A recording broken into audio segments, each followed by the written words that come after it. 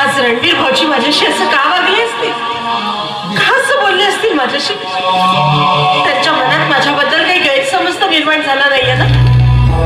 नाही, असं जर काही असेल तर त्यांच्या मनातला गैरसमज मला दूर करायलाच हवा.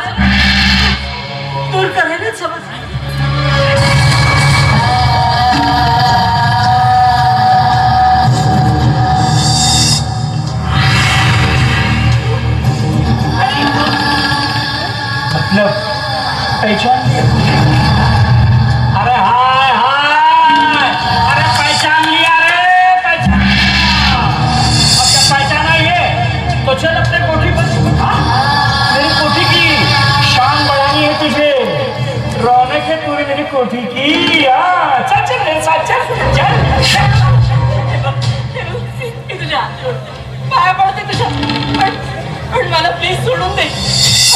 आता माझं लग्न झालं, कोणाच्या तरी नावाचं मंगळसूत्र आहे माझ्या गळ्यात, कोणाच्या तरी नावाचं कपाळी कुंकू लावते मी माझ्या संसारात खूप सुखी आहे.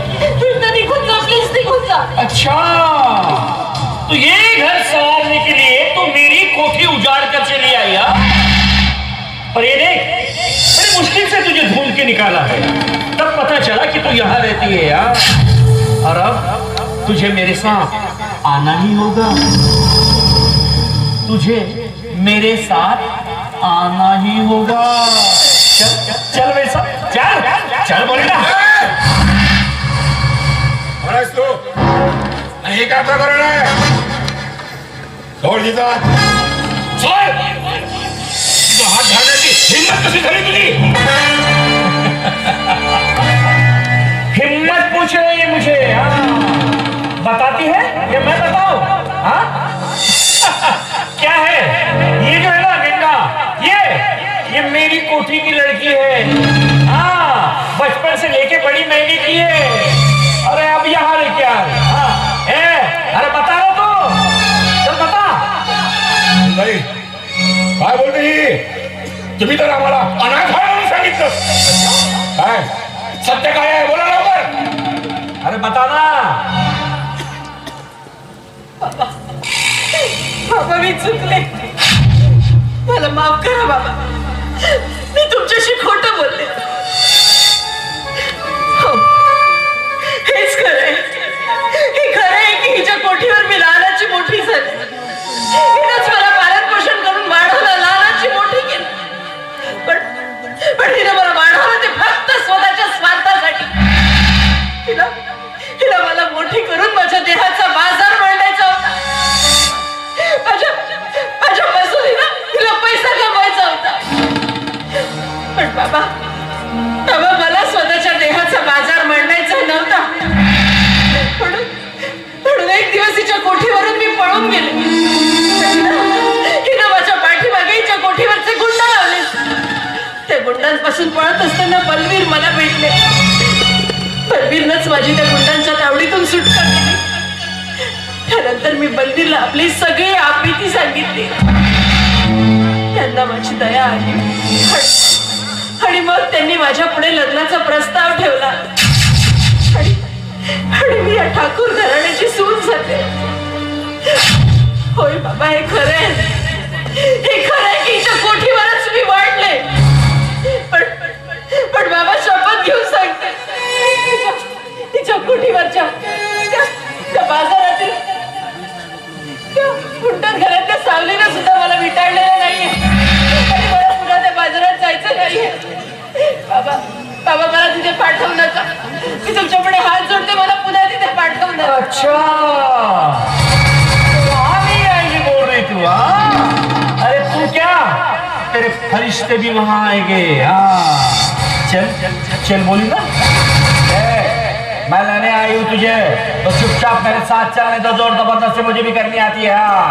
चल चल चल चल.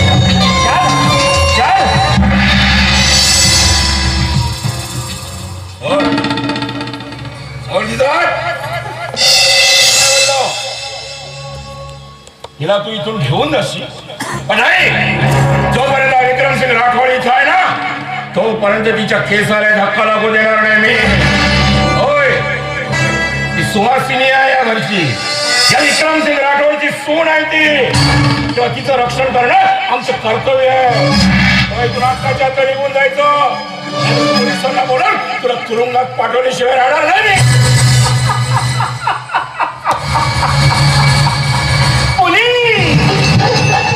पुलिस की धमकी दे रहा है मुझे, हाँ?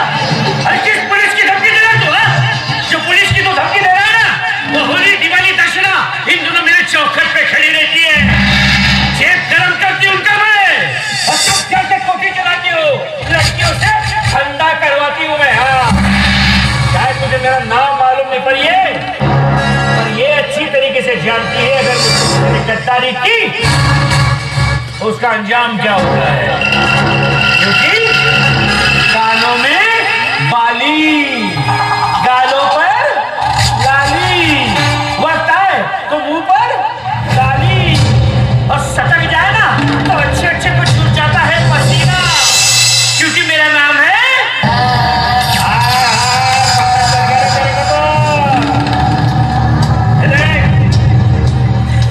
इस पुलिस की तो धमकी दे रहा ना मुझे, तो ये तेरा घर, तू और एक घर के आदमी, इनको नहीं एक बेचिरा करके रख दिया ना, तो नाम नहीं बताऊंगी मैं मेरा, हसीना, समझा?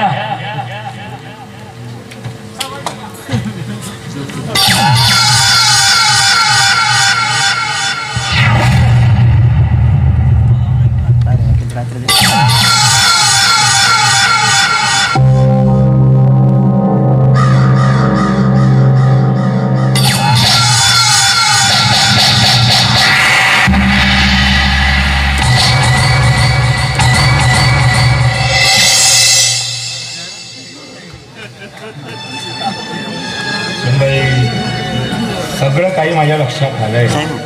विश्वास आहे माझा तुमच्यावर. तुम्ही काही चिंता करू नका. की जोपर्यंत इथं उभा आहे ना तोपर्यंतही तुम्हाला इथून नेण्याचा विचारही करणार नाही. तुलाच काय या वाड्याच्या दरवाजाच्या पडद्याला सुद्धा हात लावू शकणार नाही ती. तेव्हा जावा आतमध्ये जा आणि निश्चिंत करा. नाही भाऊसाठी बोलत भाऊ नाही ना, मग गाडीचं काय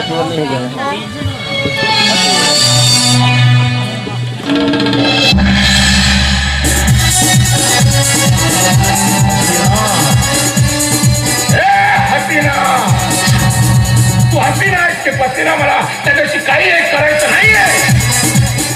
अगं तू असतील आपल्या कोठीची राणी, पण हा विक्रमसिंग राठोड या पंचक्रोशीचा राजा आहे, राजा. तेव्हा एक गोष्ट लक्षात ठेवायचं, जोपर्यंत हा विक्रमसिंग राठोड जिवंत आहे ना तोपर्यंत माझ्या सुरेला मी स्पर्श सुद्धा करू देणार नाही. ज्या दिवशी तू माझ्या वाड्यात पाय ठेवलास ना यानंतर जंगली सोडून त्या हातात दिल्याशिवाय